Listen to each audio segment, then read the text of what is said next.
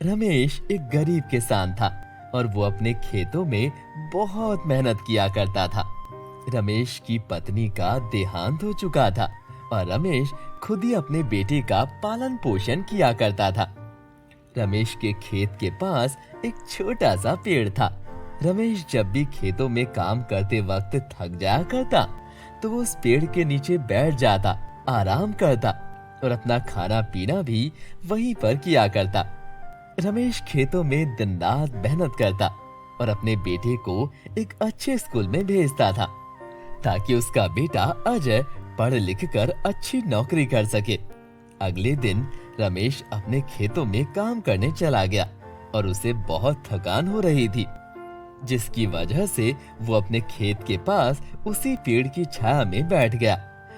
कुछ देर आराम करने के बाद रमेश उस पेड़ से अपनी मन की बातें करने लगा और देखते ही देखते रमेश की ये आदत बन चुकी थी।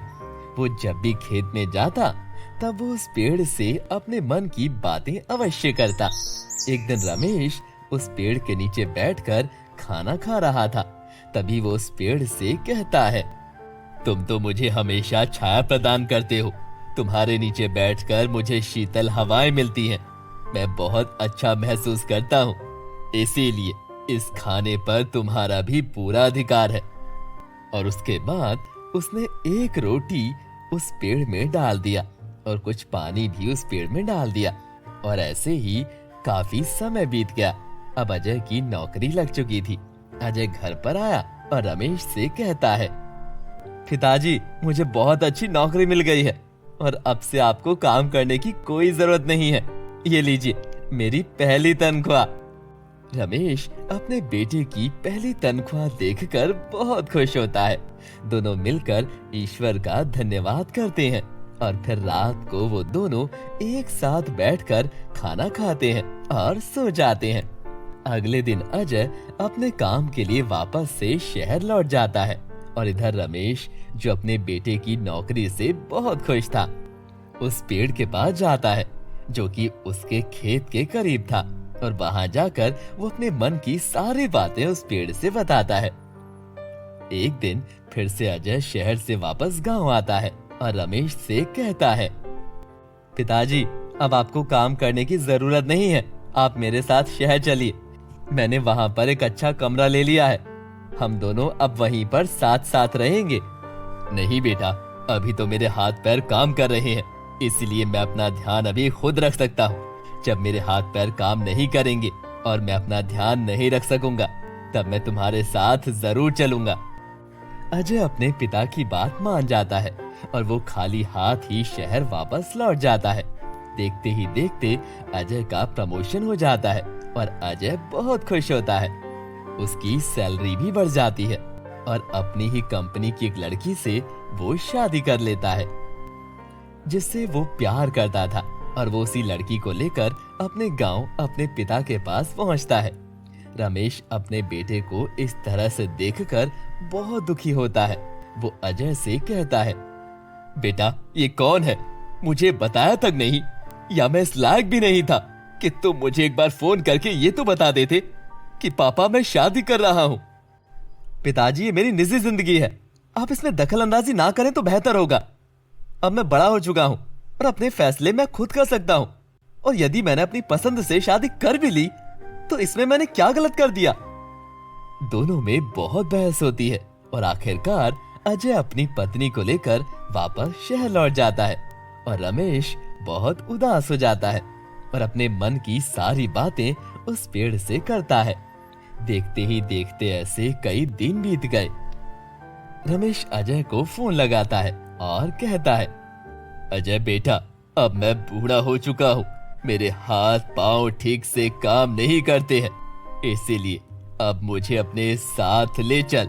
मैं तेरे साथ ही रहूंगा। अरे पिताजी, आप ये कैसी बातें कर रहे हैं? अब मेरे पास समय नहीं है कि मैं गांव आकर आपको ले आऊं। मेरे पास अब बहुत काम है। चलिए, फोन रखता हूं। इतना कहकर अजय ने फोन रख दिया और यहाँ रमेश की तबीयत दिन ब दिन खराब होती जा रही थी। सभी गांव वाले मिलकर अजय को फोन लगाते हैं और उससे कहते हैं कि वो अपने पिता को अपने साथ ले जाए सभी गांव वालों के कहने पर अजय अपने पिता को अपने साथ शहर ले जाता है और उन्हें एक कमरे में रहने के लिए कहता है। एक दिन अजय के घर पर अजय के कुछ दोस्त आते हैं। अजय अपने दोस्तों से बात कर ही रहा होता है कि तभी अजय के पिता अपने कमरे से बाहर निकल कर आ जाते हैं और अजय के पास पहुंच जाते हैं। अजय, ये कौन है? इसके कपड़े तो देखो, एकदम फटे पुराने हैं, और ये तुम्हारे पास आकर क्यों खड़ा हो गया है? ये हमारा नौकर है और मुझे पूछने आया है कि क्या कुछ और चाहिए या नहीं। अजय के मुंह से ये सब सुनकर रमेश अपने अपमान को सहन नहीं कर पाता और वापस अपने कमरे में लौट जाता है। इसके बाद से अजय हमेशा अपने पिता को खरी खोटी सुनाया करता, हर वक्त उन्हें डांटा करता, उनके साथ गलत तरह का व्यवहार करता। और अब तो अजय की पत्नी अजय के पिताजी का कोई आदर नहीं करती थी।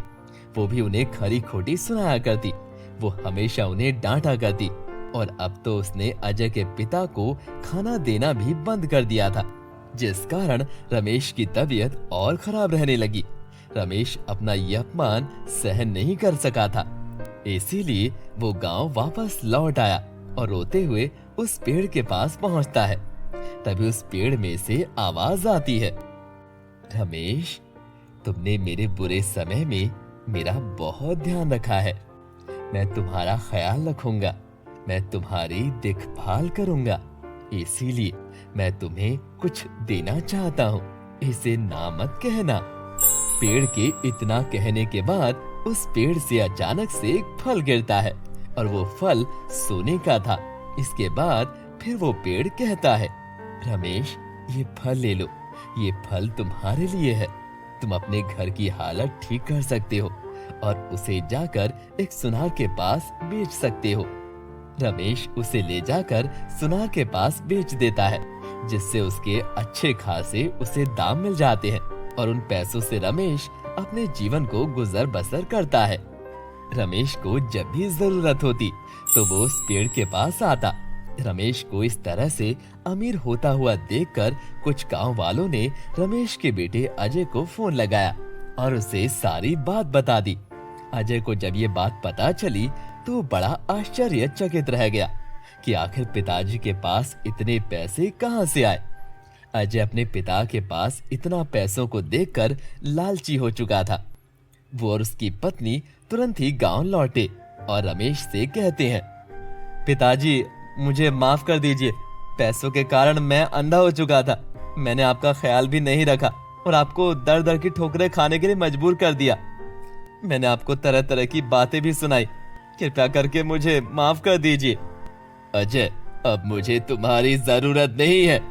मैंने नौकर रख लिया है और मेरे मरने के बाद सारी दौलत गांव वालों की होगी, इसीलिए अब तुम अपनी पत्नी को लेकर शहर चले जाओ।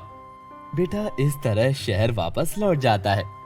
दोस्तों, इस कहानी से हमें ये सीखने को मिलता है कि हमें कभी भी अपने अच्छे समय पर घमंड नहीं करना चाहिए, क्योंकि समय हमेशा बदलता रहता है।